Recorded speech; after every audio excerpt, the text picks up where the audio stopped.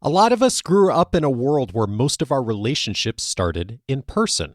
That means many of us are beautifully equipped for a world that no longer exists. In this episode, how to get better at connecting in a remote-first world. This is Coaching for Leaders, episode 769. Produced by Innovate Learning, maximizing human potential. Greetings to you from Orange County, California. This is Coaching for Leaders, and I'm your host, Dave Stachowiak. Leaders aren't born, they're made. And this weekly show helps leaders thrive at key inflection points. An inflection point we have all been through in recent years is doing so much more in communication, leading, managing, building sometimes entire relationships online and remote. How can we get better at being able to connect well with remote colleagues? Today, I'm so glad to welcome back a guest who's an expert on communication, will help us to look at this in new ways. I'm so pleased to welcome back to the show Charles Duhigg. He's a Pulitzer Prize winning investigative journalist and the author of The Power of Habit and Smarter, Faster, Better. He is the winner of the National Academies of Sciences, National Journalism, and George Polk Awards. He writes for The New Yorker and other publications, and is the author of Supercommunicators, How to Unlock the Secret Language of Connection, now available in paperback. Charles, good to have you back. Thanks for having me on, Dave. It's good to visit with you again. It's good to see you too. And we both grew up in a world where people mostly connected in person to build relationships, and that's how they worked. And that has changed, of course, a ton in our lifetimes, and especially in the last 5 years since the pandemic.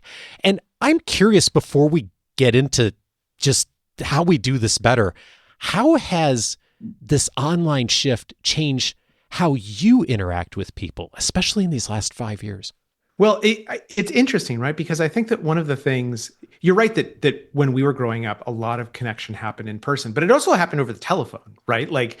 In middle school, I'm sure we both had these 7-hour conversations that were the most important conversations of our lives at that moment. Yeah. And what's interesting, though, is that when the telephone was a new technology, about 100 years ago, when phones first started getting popular in the United States, there were all these articles that came out that said, no one will ever have a real conversation on the phone. Right? Because up till then, all conversations had essentially happened face to face. And they said, look, if you're on a phone with someone and you can't see their facial expressions, you can't hear their tone of voice with like real clarity, you can't see the gestures of their hands, there's no way that you're going to be able to connect with someone. It's just, you're never going to have a real conversation. And what's interesting is all those studies and all that prognostication, it was right. For about the next 15 years, people didn't know how to talk to each other on telephones. If you look at the early transcripts of telephone conversations, it's basically that people would use them the same way they used a telegraph. They would call up the grocery store and put in their order, then the other person would say thanks, and they'd hang up right away, right? There was none of this sense of how to use a phone to connect with someone. Now, by the time you and I were teenagers and everyone listening, we knew how to use phones automatically, right? We knew how to have great conversations on phones. I talk to my friends on phones all the time and I feel closer to them. So what happened? What changed there? Well, what happened is that we learned the rules for using telephones. And these are rules that we're not even aware of, but that we live by right now. When you're talking on the phone, studies show, you over-enunciate your words by about 30%. You put about 20% more emotion into your voice. Now, you're not aware that you're doing this, right? And you're not doing it on purpose, but there's some part of your brain that knows if I'm on a telephone, the person can't see my face, so I have to put more emotion in my voice. And sometimes, when they can see my lips, I can mumble and it's okay, but on the phone, I really need to enunciate because they can't see my lips move. We do this automatically. We've learned the rules for using telephones. We've learned them so well that we do them almost subconsciously. The same thing is happening right now with digital communication. Right? Digital communication has really only been around for about 20 years in a widespread way. And if you think about some things like Slack or Instagram or DMs or texting, it's even shorter. And so it's not that surprising that we're still trying to learn how to use it. And so when it comes to things like Zoom, what we have to do is we have to remind ourselves, A, there are rules about communication, and B, those rules sometimes change slightly depending on the channel of communication that I'm using. That I need to speak more clearly when I'm on the telephone. I need to put more emotion in my voice. When I'm on Zoom, I might need to spend a little bit of time just having directionless conversation, the kind of conversation you would have in a conference room before a meeting starts and everyone gets there that feels very natural, because that is the grease that makes our relationships work. It's so interesting you sharing the history of the telephone, which I wasn't aware of, and some of the numbers behind that, because when I think about Zoom and the online communication and the shift so many of us have made in the last decade especially, is when we first started doing that, how awkward it was. Yeah. And the conversations would be strange and awkward and not kind of knowing what to do. And some of us still run into that in our work, especially when we're talking to people that don't do a lot of that. And yet that really is different now. It feels different, at least to me, than it did 6 or 7 years ago. Absolutely. And think about, when the pandemic first started and everyone went onto Zoom, for most of us for the first time, remember how hard it was with the interruption problem? Like two people would start speaking and it wasn't clear how you sort of signal that you want to go first or you should let the other person go first. Yeah. Like it was just start and stop, start and stop, start and stop. Now on Zoom calls, that hardly ever happens, right? If it does occasionally, but for the most part, we kind of know how to pick up on the cues. We kind of know how to use the icon to raise our hand, how to do X and Y and Z, to wait for someone to call on us. We've learned a set of rules for using Zoom. Now, the question is, which are the rules that are really impactful that maybe aren't as obvious? Because we're all going to learn how to interrupt each other on Zoom. We're all going to learn how to take our turn speaking on some type of digital platform. Well, one of the things that we found is that when it comes to online communication, there's a couple of things that are true that aren't as true elsewhere. One of them is that politeness matters much, much more online than it does in the real world. There was this really interesting study that was done of Wikipedia editors, right? So these are folks who edit Wikipedia pages, and they often get into fights. They get into disputes over what words should be used or what should be allowed or what should be allowed. And sometimes these become flame wars. They're just attacking each other. And what researchers found is that if one person in that conversation, just one person, starts saying please and thank you, the temperature of the overall conversation will go down oftentimes by as much as 40%. Just one person saying please or thank you has a disproportionate impact on how people communicate with each other. And so that's one of the rules for online communication, is that we remind ourselves, I should be more polite online than I usually am in the real world. Another one that I think people sort of intuitively know, but it's worth pointing out, is that sarcasm works really well in the real world because people can hear the sarcasm in your voice or they can see it in your expressions. Yeah. But when you're sarcastic online, there's oftentimes very few signifiers that it's sarcasm. And so they might take you seriously. And they might think that you're saying something you intended sarcastically that you actually mean, and they get offended by it. Those are two sort of basic principles of online communication. Be more polite, be less sarcastic. But then beyond that, when it comes to Zoom and work meetings in particularly for leaders, we know what makes for a good meeting, right? We know in an in-person meeting, the meeting's going to go well if a couple of things happen. First of all, if people get a chance to just chat with each other while they're waiting for the meeting to start, they're going to just get caught up with each other. And that feels good. It feels like we've made a connection there that's important. Secondly, if that meeting is well led, there will be what's known as equality in conversational turn taking, which doesn't mean that everyone speaks the same amount, but it means that in general, everyone at the table has something to say. They all feel like they're participating. The third thing that happens in a good meeting is what's known as ostentatious listening. This often starts with the leader. The leader proves that they are listening by saying things like, oh, what I hear you say is this, or I want to go back to something you said before, Susan, because I thought it was really interesting. Because when one person starts listening ostentatiously, other people in the room start unconsciously or subconsciously mirroring them and also listening ostentatiously. And that increases the listening of the whole group. So these three things often happen in a good meeting. We have to replicate them online when we're in a Zoom meeting. Think about most Zoom meetings you go to. It's all these squares on a screen and no one's talking to each other, right? Maybe they're private messaging each other, DMing each other in the background about like, why I can't believe that guy wore that thing today. But in general, we don't have a culture where people can just kind of like chit chat before the meeting starts. And then that equality in conversational turn taking, that ostentatious listening, that's something that only happens online if we as leaders make sure it happens. And so those are some of the things to think about when we're talking about Zoom conversations or online dialogues. One of the things that we talked about last time you were on is that restating what people have said, not verbatim, but in your own words, to show that you're listening, but then following up with some sort of empathetic follow-up, the connection to demonstrate that listening, that's key. It's key in all communications. How does that look different when it is Zoom, when it is a text message, that we can still tap into the principle of that, but that tactically maybe looks a little different? Yeah. So what you mentioned is known as looping for understanding. And there's a couple of things that we know the best communicators do, that super communicators do consistently. And it's worth pointing out, we are all super communicators at one time or another, right? But there are some people who are consistent super communicators who seem to consistently connect with almost anyone else. And one of the skills that they have, and these are skills that anyone can learn, is what's known as looping for understanding. One of the things that researchers have realized is that simply listening to someone often isn't enough. We have to show them or prove to them that we're listening.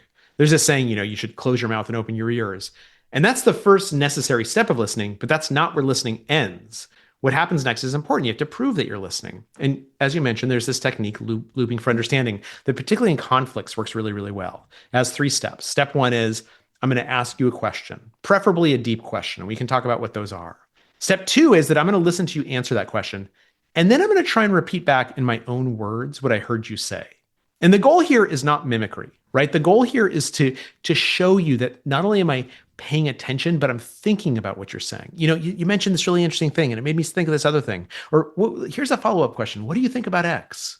And then step 3, most people do step 1 and step 2 intuitively. Once you're once you're a leader, you've learned to do it. But step 3 is the thing that I always forget.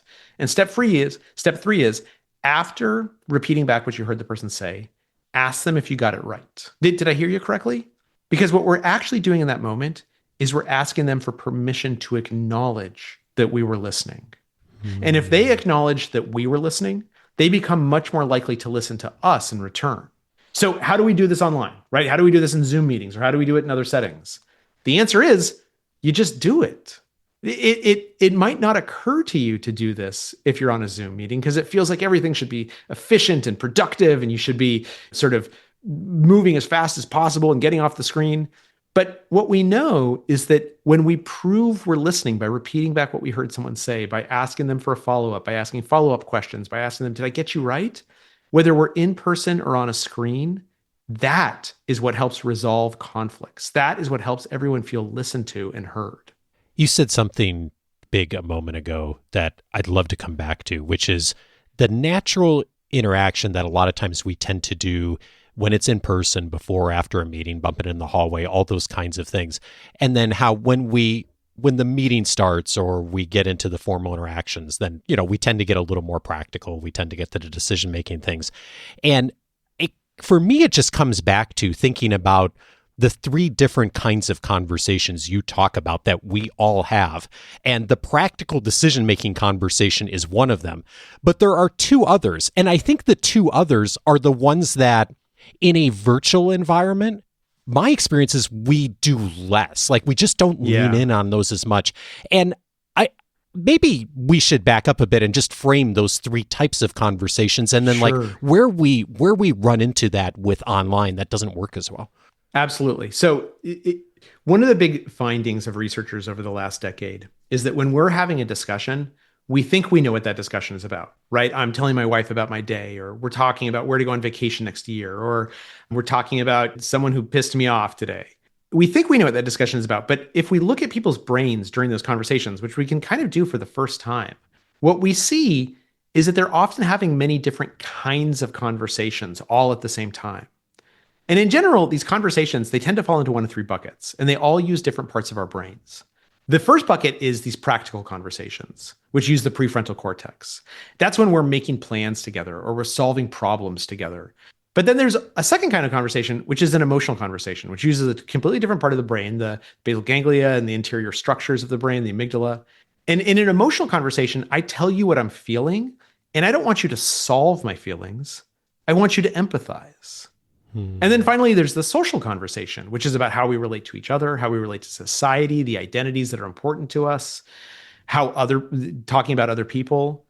And what researchers have found is that all three of these kinds of conversations are all equally legitimate. And in a discussion, you might have all three kinds of conversations. You might go from the emotional to the social to the practical and back to the emotional. But if two or more people aren't having the same kind of conversation at the same moment, then they can't fully hear each other. And they definitely won't feel connected to each other. Think about how often this happens with your partner, right? Or your spouse, where you come home and they're complaining about their day and saying, this person pissed me off. And you try and solve their problems by saying like, oh, what you should do is you should go and you should take them out to lunch and get to know each other. And they don't appreciate the solution, right? They don't want you to solve their emotions. They just want you to empathize with their emotions. Yeah. And this is known within psychology as the matching principle, which says that successful communication requires having the same kind of conversation at the same time. So you're exactly right. When we're online in Zoom or in other settings, oftentimes we default to what sounds like that productive conversation, right? That practical conversation. And what we're missing oftentimes that we get in the real world when we're sitting together in a conference room is the social conversation. That talking to each other and saying like, hey, what'd you do this weekend? And like, oh, I know that you're a big Braves fan. What do you think about their recent record? Right? Those things that allow us to connect with each other on a social level and the emotional conversation. Where we say, look, I'm feeling really stressed out. And if we don't get this budget right, I'm really worried we're going to have to do layoffs, right? Those conversations are important. Those conversations are meaningful.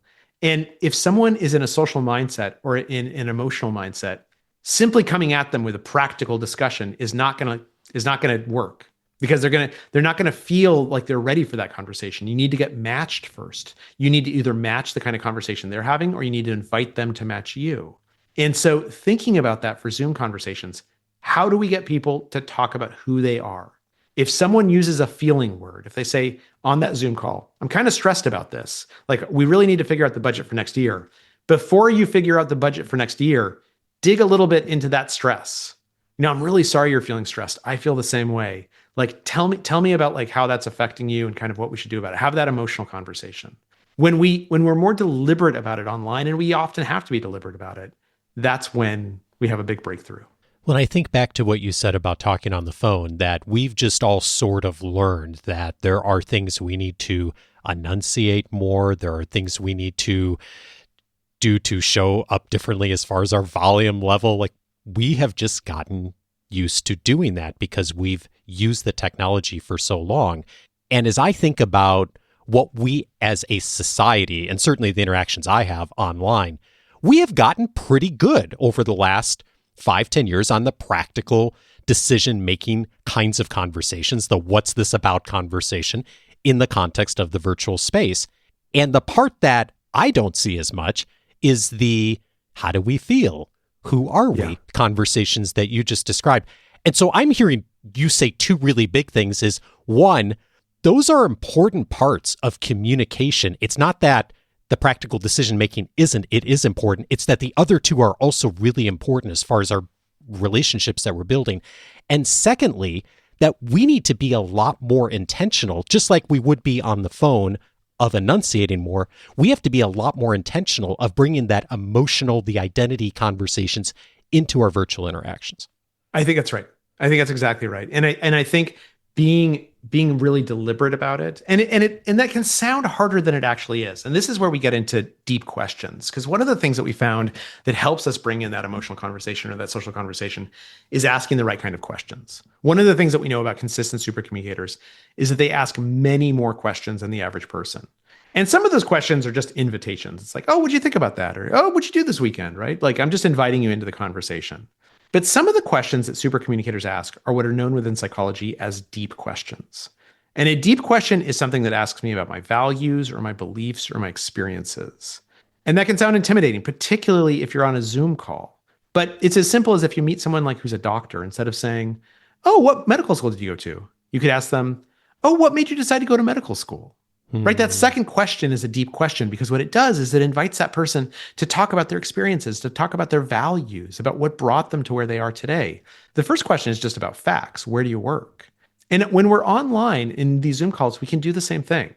In order to have those emotional conversations or those social conversations, we don't have to highlight the emotionality or the sociality of it. We can simply ask a deep question and let someone share with us what's going on inside their head. So it could be as simple as saying like, hey, Jim, you mentioned you were stressed. I want to talk about how that's affecting you. Let me just ask, like, what's the thing that you feel like is stressing you out about this the most? Right? That's a deep question. It's not a hard question. It's not like I'm asking him to talk about his parents or cry on my shoulder. I'm just asking him, tell me what you're feeling. Tell me what's causing that feelings. Tell me how this aligns with your beliefs or your values. Tell me about the experiences you've had at other places when you've confronted situations like this. When we ask those deep questions, we encourage people to have the other kinds of conversations without having to say, I'd like to have an emotional conversation now. We've talked on the podcast before about, in a virtual space, making more time intentionally the first 5 or 10 minutes of a conversation, or maybe on the back end of a conversation of asking a question, bringing an icebreaker, doing the kinds of things that we've learned to do in person, but really being intentional about it because people aren't stumbling into those conversations naturally because they haven't been connected until the meeting's going. What I don't think we have ever explored as much, though, is what you just said of, rather than asking a question of an icebreaker, which might be, well, where's everyone located? Where are you connecting in from today? Something like that is, what's one thing you really like about the place you live? That is still a very simple question for people to answer. It doesn't take any more time, but it comes back to that emotional identity piece that we just know we're more likely to miss online. Yeah, no, I think that's a great question. It's a perfect question because you're exactly right. What you're asking is you're asking this person, not where do you live? And you can ask that, do you live in the Heights or do you live in the Valley? But if the next question is, oh, what do you like about it? Like, what made you decide to move up to the Heights? You're exactly right. What I'm asking them is, tell me about your values. Because they're going to say something like, it's close to my church, or I just have so many great neighbors up there, or I went to college here and a lot of my friends from college, they moved up to the Heights, so I wanted to be close to them. What you're doing is you're giving them a chance to tell you who they really are. And they're inevitably going to tell you something about their identity. They're going to have that social conversation, maybe even that emotional conversation. They're going to tell you something that feels real and meaningful. And then the most natural thing on earth is to answer your own question and say, oh, that's interesting. You live in the Heights because you went to college here. Actually, I just moved here a couple of years ago and I live in the Valley because they told me that, like, as a single man, like, that's probably where I'm going to meet my spouse, is down in the Valley, not up in the Heights. Everyone's married up there, right? I've told you so much about myself. I'm single. I'm looking for a partner. Like, it's important to me to find someone to share my life with. It's really easy when we ask these deep questions to allow the conversation to become more profound. There's a part of the book I think so important for leaders of making hard conversations safer. And part of that is beginning with vulnerability and shared purpose and building safety in a conversation explicitly. How does being online change the way that you try to approach that, or does it? Well, let me ask you, because you spend a lot of time online. I do. How do you feel like, how would you answer that question? When you look at your own communication habits, what do you do online to try and get over that hump?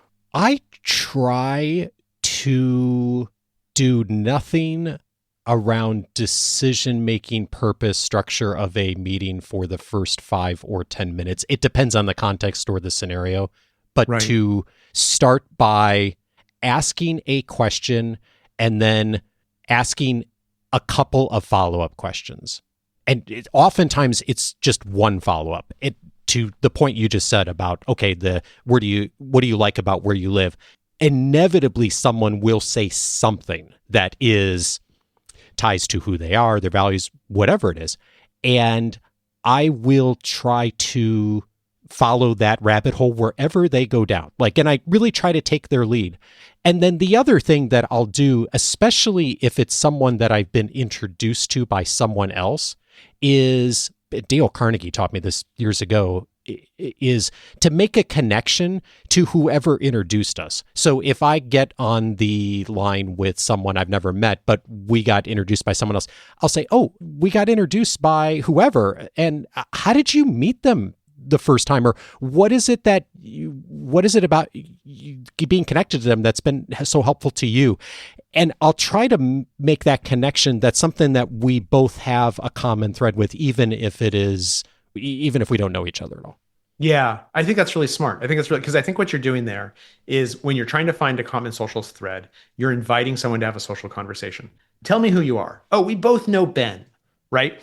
So, why do we both know Ben? What is it about us or about Ben that puts us both in contact with him?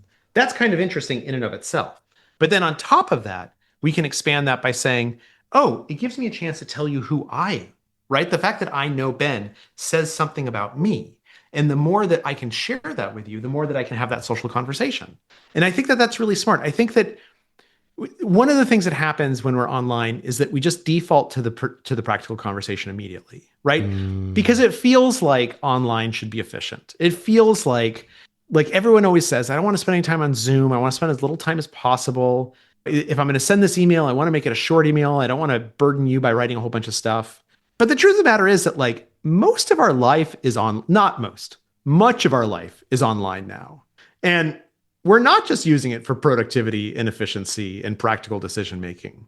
We're using it to look at photos of our nieces or to look up new designs for interior decorating or to find out what's going on in the latest gossip of people that we follow. We use it like the same way that we use communication in the rest of our lives. And so we should create that space. We should purposefully create that space to have conversations that are not explicitly practical, but that allow us to share who we are and allows other people to share who they are with us. As you were saying that, I realized there's one other thing I do, and this is where online actually sometimes helps and makes it better, is if I get an email or a message or a text from someone, I watch for and try to pay attention to what are the emotional and identity things that they mention, or what is it that they've put into the message that isn't at all related to what we were talking about. Like whatever the purpose of the conversation is, if we were talking about something practical, logistics, whatever, and all of a sudden there's a mention to one of their kids, so there's a mention to something they're doing on the weekend, or there's a mention to something that they're stressed about that doesn't have anything to do with the context of the conversation.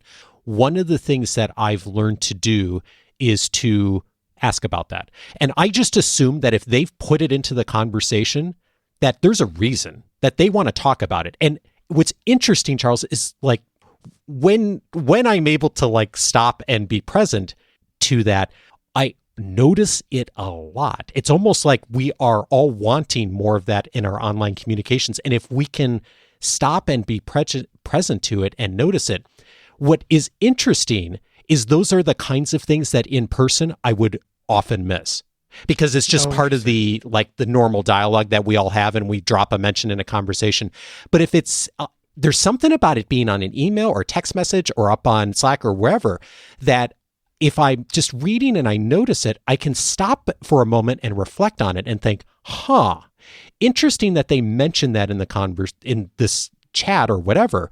And then have a moment to think, what would be the question I'd ask back that I probably would miss in person? Right. I think that's a really, really good habit to be in, to think that. And it's kind of interesting because what you're saying reminds me of when you're reading a novel and it's like some thriller and they mention some obscure detail early in the book, and you know that they're mentioning it because that detail is going to come up again in the end of the book, right? It's going to help explain everything. I think what you're saying, and tell me if I'm getting this wrong, is the same thing often happens in online communications, where if I'm talking to someone and they mention an obscure detail, it's because the cost of talk is so low, right? It's very easy just to mention stuff. But when they do it on Slack or in sort of a written form, I think, they only took the time to type that out because this is something that's important. And I think what it does is it brings our attention. And tell me if I'm looping you correctly here, that it brings our attention to the fact that we do the same thing in real life too. When we mention something in passing, whether it be through typing it or saying it out loud, we're sharing it for a reason. And really astute communicators, super communicators, they listen for those asides. They listen for those non sequiturs. And they say, there's some reason the person mentioned that. I want to know what it is. The world has been on quite a journey, especially the organizational world, since the pandemic, of this debate ongoing of, do we do everything in person? Do we do things remote? And it's so interesting just thinking about how this is being portrayed in media and how different organizations are handling it, that I think most organizations have come to the realization of like having people sit next to each other literally 8 hours a day, every single day is probably not practical in today's environment. And at the same time, I also think we're discovering, a lot of us who have gotten comfortable doing online and remote, that actually never seeing each other, never interacting in person is also not always the healthiest thing, like being really intentional about having interactions. And I think more of us are realizing that there's a both and here. I'm wondering, as you've researched this and think about communication, how do super communicators think about this both and how are they processing that and thinking about communicating and relating to others? Well, I think first of all, they recognize that what you said is true, is that it's really about a balance, right? It's about a balance of being together and a balance of being apart. But they also recognize that that balance is different for different people in different kinds of settings in different companies.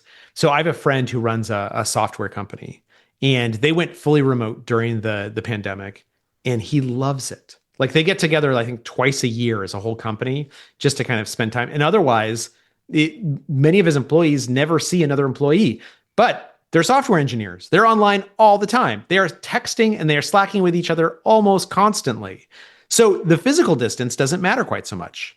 Now, if you're a marketer where your job is very different and understanding people and understanding how to talk to people and understanding like what someone says and what they really mean might be less clear, then being together is more important. So this is what we know about super communicators, is that being a super communicator is just having a handful of skills, right? It's these skills of proving that you're listening, being able to ask deep questions, understanding that there are different kinds of conversations and looking for clues to recognize what kind of conversation this person wants to have or how to invite them to have the same conversation that you want to have.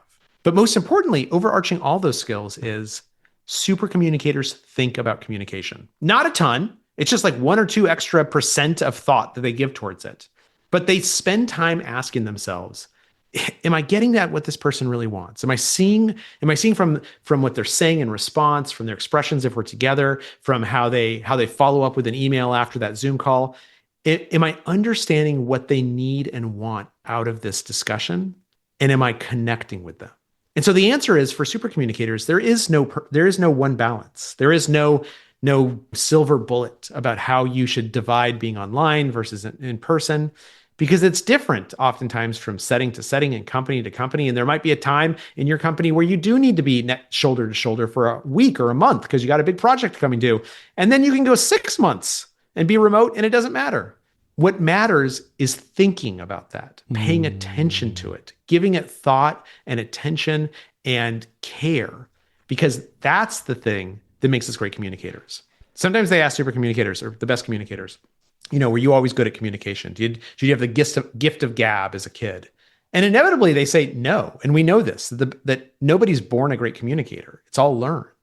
They say things like, when I was in high school, I didn't have that many friends. And so I had to really pay attention to how kids talk to each other so that I could make friends. Or my parents got divorced when I was a kid and I had to be the peacemaker between them. What they're really saying there is, I grew up paying attention to how people communicate. I just gave it a little bit more thought than the average person. But it's just that little bit more thought, that little bit more attention that makes us into a great communicator. The book has been out almost 2 years. Like so much of your work, it's gotten amazing traction. And as you know better than anyone, learning does not stop when a book publishes. If you could go back now and add 5 pages at the end on one thing you've discovered since the book came out, what would you say? I think what I would say is that it really helps when we recognize that everyone else genuinely wants to connect. Like we're living in a time right now where if I have a lawn sign for a presidential candidate that's different from your lawn sign from a presidential candidate, we live side by side, it seems like that's the biggest deal on earth, right? It seems like you vote for your guy and I vote for my guy, and like we're never going to get along. But the truth of the matter is, for both you and me, politics consumes probably 1% of our brain, right? Like the things we actually care about are the things we have in common, which is that there's this big pothole on the street that we need to get fixed. And both of our kids go to the local public schools, and like that one teacher is like kind of nutty, and we got to figure out like how to avoid getting into that person's class. Those are the things that take up much more of our thought and that we care about much more. And so I think one of the things that I would write is when it comes to communication, people really do want to connect. And there's exceptions to that, right? There's people who are so angry that they can't.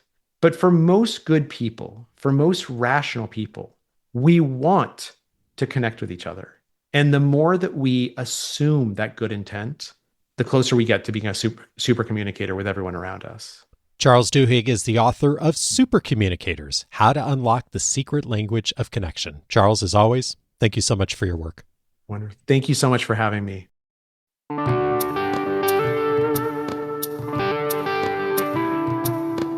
If this conversation was helpful to you, 3 other episodes I'd recommend. One of them is episode 560, The Way to Get People Talking. Andrew Warner was my guest on that episode. We talked about a number of strategies for inviting conversation, and one of them is something Andrew calls the shoved fact technique. What that is when someone brings something into a conversation that's not germane to what you're talking about, but is the thing that perhaps they really want to talk about. And once you hear it, you can't unhear it. Andrew does a beautiful job in that conversation of surfacing that, also a number of other strategies that will help you to make connection well with others, whether it's in person or remote. Episode 560 for that. Also recommended episode 721, How to Lead Engaging Meetings. Jess Britt, one of our Coaching for Leaders fellows, and I had a conversation about how do we bring in better connection into our meetings. And one of the things we talked about in that conversation is how do we start? What are the questions we ask? What are some of the icebreakers that we bring in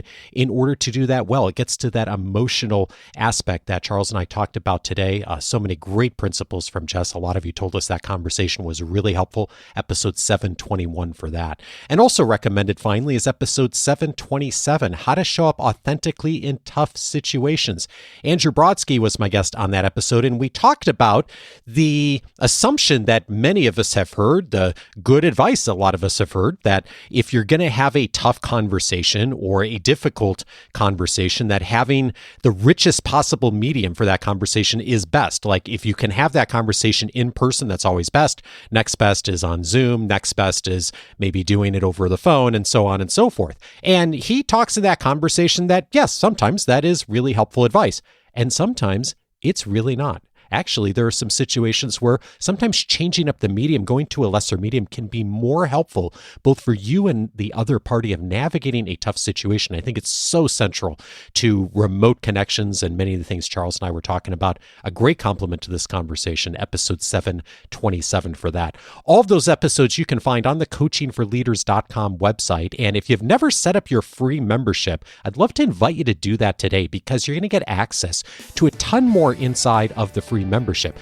You're going to get the full episode library searchable by topic. You can find that on any of the podcast apps. It's all available for free, but you can't search by topic on most of the apps. We make that available inside of the free membership so you can find exactly what you're trying to track down, plus all of my interview notes, a number of our free audio courses, my own personal library where I'm constantly databasing resources I'm finding online. It's all completely free, accessible at coachingforleaders.com. Take 10 seconds, set up your free membership. You'll have access to all of that and more, and be set to go with us as we continue our journey of learning a lot about leadership and how we all get better. Coaching for Leaders is edited by Andrew Kroger. Next Monday, I'm glad to welcome Phil Gilbert to the show. We are going to be talking about how to make change irresistible. Join me for that conversation with Phil. Have a great week, and see you back on Monday.